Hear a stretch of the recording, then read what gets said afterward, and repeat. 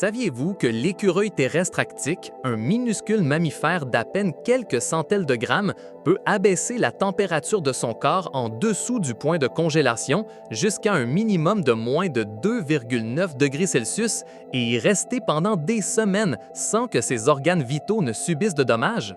Cette étonnante capacité à survivre à un froid extrême n'est pas une fantaisie, c'est une réalité biologique que nous observons dans la nature et que nous appelons hibernation. L'hibernation est bien plus qu'un simple sommeil hivernal. C'est un état physiologique profondément altéré, une sorte de pause biologique contrôlée dans laquelle les animaux entrent pour survivre à des conditions environnementales hostiles, comme la rareté de la nourriture ou les températures glaciales. Il ne s'agit pas d'une léthargie superficielle, mais d'une suppression métabolique radicale qui leur permet de conserver une énergie extraordinaire. Les mammifères et certains oiseaux qui hibernent connaissent une chute drastique de leur température corporelle, une diminution notable de leur fréquence cardiaque et respiratoire et une réduction abyssale de leur taux métabolique qui peut n'être que de 2% de leur activité normale. Cela leur permet de traverser de longues périodes de privation sans consommer les ressources dont ils auraient besoin dans leur état actif. Imaginez un organisme qui s'arrête presque, mais qui maintient l'étincelle vitale pour ressurgir lorsque les conditions sont propices. C'est l'essence de l'hibernation, un phénomène qui défie notre compréhension ordinaire de la vie. Les signaux qui induisent ce prodigieux état d'hibernation sont divers et complexes, agissant comme une horloge biologique précise. Ce sont principalement des déclencheurs environnementaux qui initient le processus. La diminution progressive de la durée de la lumière du jour, connue sous le nom de photopériode, est l'un des avertissements les plus importants. Lorsque les jours raccourcissent et les nuits s'allongent, le corps de l'animal interprète ce signal comme une indication sans équivoque de l'arrivée de l'hiver. En plus de la photopériode, la baisse soutenue des températures ambiantes est un facteur critique. Un froid persistant en dessous de certains seuils active des mécanismes internes qui préparent l'organisme à la léthargie. Mais il n'y a pas que les facteurs externes qui dictent le début de l'hibernation. Il existe également des signaux internes fondamentaux qui fonctionnent comme un feu de circulation interne. L'augmentation des réserves de graisse corporelle est primordiale. Avant d'hiberner, de nombreux animaux entrent dans un état d'hyperphagie, un appétit vorace qui les pousse à consommer de grandes quantités de nourriture pour accumuler une épaisse couche de graisse. Cette graisse servira non seulement de source d'énergie pendant le jeûne prolongé, mais aussi d'isolation thermique cruciale dans les tanières froides. La composition de cette graisse est vitale, avec une proportion élevée d'acides gras insaturés qui maintiennent la fluidité des membranes cellulaires à basse température. La densité énergétique de la graisse, qui stocke plus du double de l'énergie par unité de masse que les glucides ou les protéines, en fait le carburant idéal pour la survie à long terme. De plus, les changements hormonaux jouent un rôle régulateur transcendantal. Des hormones comme la leptine, qui indique les niveaux de réserve de graisse, ou l'adénosine, qui s'accumule dans le cerveau et induit un état de somnolence profonde et de réduction de l'activité métabolique, sont essentiels pour orchestrer la transition vers l'hibernation. Des peptides spécifiques ont même été identifiés, comme le facteur inducteur de l'hibernation, bien que leur mécanisme exact soit encore en cours de recherche, qui semble jouer un rôle direct dans l'induction de cet état. La combinaison de ces déclencheurs environnementaux et internes garantit que l'animal entre en hibernation au moment optimal, maximisant ses chances de survie. C'est une stratégie de vie forgée par des millions d'années d'évolution. Pendant l'hibernation, les changements physiologiques que subit le corps de l'animal sont stupéfiants et défient ce que nous considérerions comme possible pour la vie. La température corporelle, par exemple, est l'un des paramètres les plus frappants. Un mammifère à sang chaud, qui, dans des conditions normales, maintient une température constante de 37 à 39 degrés Celsius, peut voir son thermostat interne chuter à seulement 1 ou 2 degrés Celsius au-dessus de la température ambiante de sa tanière. Dans des cas extrêmes, comme l'écureuil terrestre arctique, la température centrale de son corps peut descendre en dessous du point de congélation de l'eau, atteignant jusqu'à moins 2,9 degrés Celsius, sans que des cristaux de glace nocifs ne se forment dans ses tissus. Ce contrôle précis de la thermorégulation par froid extrême est une merveille biologique. Parallèlement à cette chute thermique, la fréquence cardiaque se réduit drastiquement. Un hérisson, qui a normalement un cœur battant entre 100 et 250 fois par minute, peut pendant l'hibernation ralentir son rythme à seulement 5 battements par minute. Imaginez le cœur d'une chauve-souris qui en vol peut atteindre 1000 battements par minute, ralentissant jusqu'à 10 ou 15 battements par minute pendant son léthargie hivernale. La respiration est également minimisée jusqu'à des limites à peine perceptibles. De dizaines de respirations par minute, les hibernants peuvent passer à une respiration très sporadique, avec des pauses de plusieurs minutes. Une étude sur les marmottes a révélé qu'elles ne pouvaient effectuer qu'une seule respiration toutes les 4 à 6 minutes.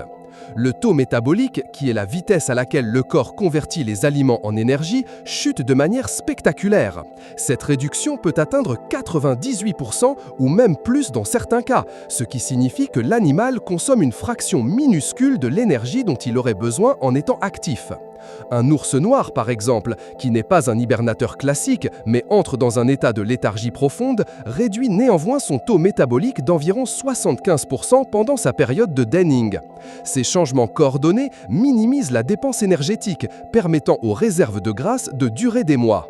Mais au-delà de ces changements macroscopiques, les adaptations biochimiques au niveau cellulaire et moléculaire sont la véritable clé de la survie. La principale source de carburant pendant l'hibernation est la graisse. Non seulement elle fournit une densité énergétique supérieure, libérant 9 kcal par gramme comparativement aux 4 kcal par gramme des glucides ou des protéines, mais son métabolisme produit également une quantité significative d'eau métabolique, cruciale pour maintenir l'hydratation dans un état où l'animal ne boit pas. Un type spécialisé de graisse, la graisse brune ou tissu adipeux brun, est vital, notamment pour le processus de réveil, car sa combustion génère directement de la chaleur sans produire d'adénosine triphosphate, permettant un réchauffement rapide. La régulation de la glycémie est un autre mystère résolu par la nature. Bien que les hibernants ne mangent pas, leur corps doit maintenir des niveaux stables de glucose pour le fonctionnement cérébral. Ils développent une résistance à l'insuline contrôlée et réversible différente du diabète de type 2 chez l'homme. Leurs cellules sont capables de capter efficacement le glucose même avec de faibles niveaux d'insuline et leur foie peut produire du glucose à partir des réserves de graisse via la néoglucogénèse, un processus vital. La gestion des produits de déchets est tout aussi fascinante. Pendant un jeûne prolongé, la dégradation des protéines pour obtenir de l'énergie pourrait entraîner l'accumulation d'urée et une atrophie musculaire. Cependant, les hibernants, comme la marmotte, recyclent leur urée. Au lieu de l'excréter, l'urée est transportée vers les bactéries de l'intestin qui la convertissent en acides aminés, lesquels sont ensuite réabsorbés par l'animal pour synthétiser de nouvelles protéines. Cela minimise non seulement la perte de masse musculaire, mais maintient également l'équilibre azoté, permettant aux ours femelles de mener à terme leur gestation et de donner naissance à des oursons sains pendant leur léthargie, avec une perte minimale de masse musculaire et osseuse. Les cellules elles-mêmes sont protégées au niveau moléculaire. Par grand froid, les membranes cellulaires pourraient devenir rigides et cassantes. Les hibernants incorporent davantage d'acides gras insaturés dans leurs membranes, augmentant leur fluidité même à des températures inférieures à 0. De plus, ils produisent des niveaux élevés d'antioxydants pour combattre le stress oxydatif causé par les périodes de réoxygénation pendant les réveils périodiques. Ils synthétisent également des protéines de choc thermique qui agissent comme des chaperones moléculaires, aidant d'autres protéines à maintenir leur structure tridimensionnelle et leur fonction malgré les fluctuations extrêmes de température. Certaines espèces, comme la grenouille des bois, vont encore plus loin et peuvent tolérer la congélation de jusqu'à 65% de l'eau de leur corps. Elles y parviennent en produisant de grandes quantités de glucose ou de glycérol dans leurs cellules, agissant comme des cryoprotecteurs qui empêchent la formation de cristaux de glace nocifs intracellulairement, permettant à l'eau de ne geler que dans l'espace extracellulaire. Leur cœur s'arrête et leur corps se transforme en bloc de glace, mais quand le printemps arrive et que la glace dégèle, la grenouille revit. C'est l'épitome de la maîtrise biochimique. Les animaux qui hibernent sont divers et chacun a perfectionné sa stratégie au fil d'innombrables générations. Les marmottes, par exemple, sont l'un des exemples classiques. Ces grands rongeurs de montagne peuvent hiberner jusqu'à 7 ou 8 mois par an dans leur terrier souterrain. Leur métabolisme se réduit drastiquement et leur cœur, qui en activité bat à 100 pulsations ou plus par minute, peut descendre à seulement 3 ou 4 battements par minute pendant leur profond sommeil hivernal. Avant d'hiberner, elles doublent leur poids corporel, accumulant une épaisse couche de graisse qui leur servira de subsistance. Les loirs, petits rongeurs nocturnes, sont connus pour leur capacité à entrer dans un état de léthargie profonde. Ils peuvent hiberner pendant plus de la moitié de l'année, perdant jusqu'à la moitié de leur poids corporel pendant cette période. Leur corps se refroidit jusqu'à presque la température ambiante et leur respiration devient presque imperceptible. Les chauves-souris, en particulier les espèces qui habitent les zones tempérées, sont également des hibernateurs exemplaires. Elles se rassemblent en grandes colonies dans des grottes ou des mines où la température est constante et fraîche. Pendant l'hibernation, leurs petits cœurs, qui normalement pompent à 600 ou 1000 battements par minute, ralentissent à 20 ou 30 battements par minute et leur corps se refroidit jusqu'à presque 0 degré Celsius. L'écureuil terrestre à 13 lignes, un modèle d'étude en recherche, peut réduire sa température corporelle à 0 degré Celsius et sa fréquence cardiaque à 3 ou 5 battements par minute, démontrant une résilience étonnante. Un cas particulier est celui des ours. Bien qu'ils soient souvent associés à l'hibernation, techniquement leur état hivernal est parfois appelé léthargie saisonnière ou hibernation antanière. Contrairement aux petits mammifères, la température corporelle d'un ours ne descend que de quelques degrés Celsius, généralement de 37 à 32 degrés Celsius. Leur fréquence cardiaque se réduit de 40 à 8 ou 10 battements par minute et leur taux métabolique diminue significativement.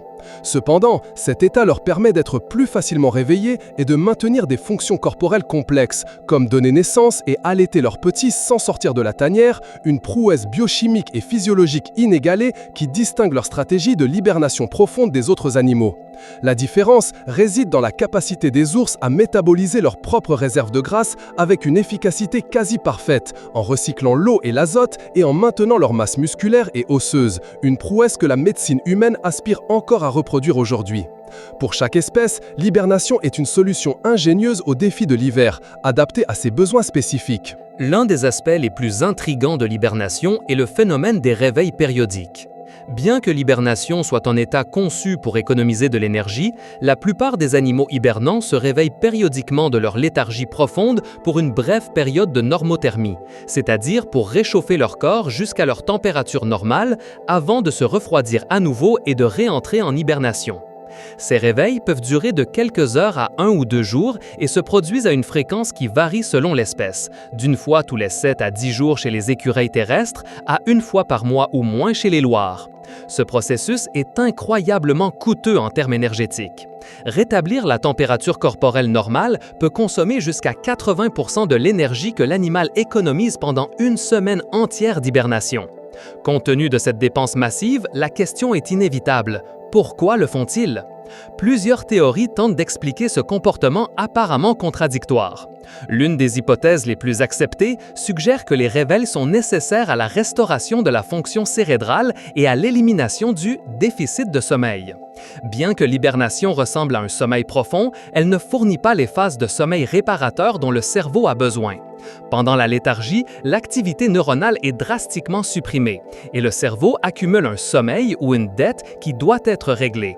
En se réchauffant, les animaux montrent des schémas d'activité cérébrale similaires au sommeil profond observé chez les animaux actifs. Une autre théorie met en évidence la restauration de l'équilibre physiologique. Pendant l'hibernation, des produits métaboliques de déchets s'accumulent et doivent être éliminés, et des déséquilibres se produisent au niveau des fluides et électrolytes corporels. Les réveils permettraient à l'animal de se réhydrater, d'uriner et de restaurer l'équilibre homéostatique. Il a également été proposé que les réveils sont cruciaux pour le maintien du système immunitaire. À basse température, le système immunitaire est supprimé, ce qui rend l'animal vulnérable aux infections. Réchauffer le corps périodiquement permettrait aux cellules immunitaires de fonctionner de manière optimale et de combattre tout pathogène accumulé. Enfin, une théorie plus récente suggère que les réveils permettent la réparation des dommages cellulaires et moléculaires.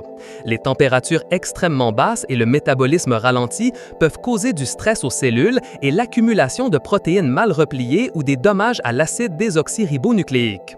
Le réchauffement réactiverait les mécanismes de réparation cellulaire, assurant l'intégrité de l'organisme. La complexité de ces réveils souligne que l'hibernation est un acte d'équilibre délicat entre la conservation de l'énergie et le maintien des fonctions vitales. Le cerveau joue un rôle central dans l'orchestration de l'hibernation. Loin d'être un organe passif pendant le léthargie, le cerveau est le chef d'orchestre de cette symphonie de suppression métabolique. L'hypothalamus, une petite région située à la base du cerveau, est le centre de contrôle clé. Cette zone est responsable de la régulation des fonctions vitales telles que la température corporelle, l'appétit, le cycle veille-sommeil et les réponses hormonales. Pendant l'hibernation, l'hypothalamus reçoit des signaux des changements environnementaux et des réserves énergétiques du corps et émet les ordres pour réduire le métabolisme et la température corporelle. Il a été découvert que des neurotransmetteurs spécifiques, tels que l'adénosine, agissent comme de puissants inducteurs de l'hibernation. Les niveaux d'adénosine augmentent dans le cerveau des hibernants à mesure qu'ils se préparent à la léthargie, favorisant la somnolence et la réduction de l'activité métabolique. Lorsque des analogues de l'adénosine sont administrés à des animaux non hibernants, comme des rats, un état d'hypothermie et de réduction métabolique similaire peut être induit, ce qui souligne son rôle fondamental. Un autre neurotransmetteur important est la sérotonine, qui est également impliquée dans la régulation de l'humeur et du sommeil et dont les niveaux sont modulés pendant les cycles d'hibernation et de réveil. Le cerveau fait également preuve d'une étonnante protection neuronale. À des températures proches de 0 degré Celsius, les neurones de la plupart des mammifères non hibernants subiraient des dommages irréparables ou mourraient. Cependant, les neurones des hibernants sont incroyablement résistants à l'hypoxie ou au manque d'oxygène et aux dommages causés par le froid. Ils développent des mécanismes de neuroprotection, tels que la réduction de l'activité synaptique et la suppression de l'excitabilité neuronale, ce qui prévient l'accumulation de métabolites toxiques et réduit le risque de dommages cérébraux. De plus, leurs cerveaux ont une capacité unique à réorganiser leurs connexions synaptiques. Pendant l'hibernation, certaines connexions neuronales se rétractent, puis se rétablissent rapidement pendant les réveils périodiques et la phase active. Cela permet une plasticité neuronale vitale pour la survie à long terme dans des conditions de froid extrême. La capacité du cerveau à entrer dans un état de coma métabolique contrôlé, puis à récupérer complètement, est un domaine de recherche intense, avec d'énormes implications pour les neurosciences et la médecine. La préparation à l'hibernation est un processus méticuleux qui commence bien avant que le froid hivernal ne s'installe. La première étape cruciale est l'hyperphagie, un terme qui décrit une augmentation massive et incontrôlée de l'appétit. Les animaux hibernants, comme les marmottes ou les ours, deviennent voraces, consommant des quantités énormes d'aliments riches en graisse et en glucides. Cette ingestion excessive leur permet d'accumuler d'immenses réserves de graisse corporelle qui peuvent représenter jusqu'à 40 ou 50% de leur poids total dans certains cas. Un ours brun, par exemple, peut consommer jusqu'à 40 000 calories par jour dans les semaines précédant son léthargie, principalement des baies, des noix et des poissons, ce qui lui permet de prendre plus d'1 kg par jour. Cette graisse n'est pas seulement une source d'énergie, mais aussi un isolant thermique vital qui aide à maintenir la température corporelle dans des limites sûres dans le froid terrier. Outre l'accumulation de graisse, les animaux consacrent une quantité significative de temps et d'énergie à la construction ou à l'aménagement de leurs abris. Ces terriers souterrains, nids ou grottes, sont conçus pour fournir une isolation contre les températures extérieures fluctuantes et protéger l'animal des prédateurs. Les marmottes creusent des systèmes de tunnels complexes avec une chambre d'hibernation profonde qui peut être à plusieurs mètres sous terre, tapissée de matière végétale sèche pour améliorer l'isolation. Les chauves-souris recherchent des hibernaculums, comme des grottes ou des mines abandonnées qui offrent une température et une humidité stables. Les ours recherchent des bosquets denses ou des grottes, où ils construisent un gîte doyé. Le choix et la préparation de cette chambre hivernale sont cruciaux, car une isolation déficiente pourrait amener l'animal à dépenser trop d'énergie pour maintenir une température minimale ou, dans le pire des cas, à geler. Certains animaux réduisent également leur activité physique générale avant l'hibernation, conservant ainsi de l'énergie et affinant leur biorhythme pour la transition. Cette période de préparation est aussi importante que l'hibernation elle-même, car elle garantit que l'animal dispose des réserves énergétiques et du refuge nécessaire pour survivre des mois de froid et de pénurie. C'est une prévision instinctive et une stratégie de survie parfaitement calibrée. Les implications de l'hibernation vont bien au-delà du règne animal, offrant des aperçus fascinants et prometteurs pour la médecine et l'exploration spatiale. La capacité des hibernants à supprimer leur métabolisme, à protéger leurs organes et à supporter des périodes d'ischémie ou de manque d'oxygène et de reperfusion sans dommage est une source inépuisable d'inspiration biomédicale. Dans le domaine des voyages spatiaux de longue durée, l'induction du torpeur ou d'un état similaire à l'hibernation chez les astronautes pourrait révolutionner la façon dont les humains explorent l'espace lointain. Imaginez des missions vers Mars qui durent des mois, voire des années. Si les astronautes pouvaient entrer dans un état de léthargie contrôlée, les besoins en nourriture, en eau, en oxygène et en espace vital seraient considérablement réduits, minimisant l'atrophie musculaire et osseuse associée à la microgravité et les protégeant du rayonnement cosmique. La technologie pour induire cet état chez l'homme, connue sous le nom d'hibernation synthétique ou de torpeur induite, est activement recherchée, cherchant à reproduire les mécanismes biologiques des animaux. En médecine, les applications sont également prometteuses. La capacité des organes des hibernants à supporter des périodes de faible débit sanguin et de basse température a stimulé la recherche sur la préservation des organes pour les greffes. Si l'on pouvait maintenir les organes dans un état de métabolisme ralenti, le temps pendant lequel ils peuvent rester viables en dehors du corps serait significativement prolongé, permettant plus de temps pour le transport et la compatibilité. Cela pourrait sauver d'innombrables vies. Dans le traitement des traumatismes aigus, l'hypothermie thérapeutique, un refroidissement contrôlé du corps, est déjà utilisée dans certains cas pour réduire les lésions cérébrales après un arrêt cardiaque ou un accident vasculaire cérébral. Cependant, il s'agit d'une version très limitée de ce que les hibernants accomplissent. La compréhension des mécanismes moléculaires qui protègent les cerveaux des hibernants de l'ischémie-reperfusion pourrait conduire à de nouveaux médicaments ou thérapies pour minimiser les dommages chez les patients souffrant d'attaques cardiaques, d'accidents vasculaires cérébraux ou de lésions traumatiques. En étudiant comment ces animaux préviennent l'atrophie musculaire et la perte osseuse pendant des mois d'immobilité et de jeûne, les scientifiques recherchent des solutions pour les maladies humaines qui causent l'atrophie, comme la dystrophie musculaire ou la sarcopénie liée au vieillissement.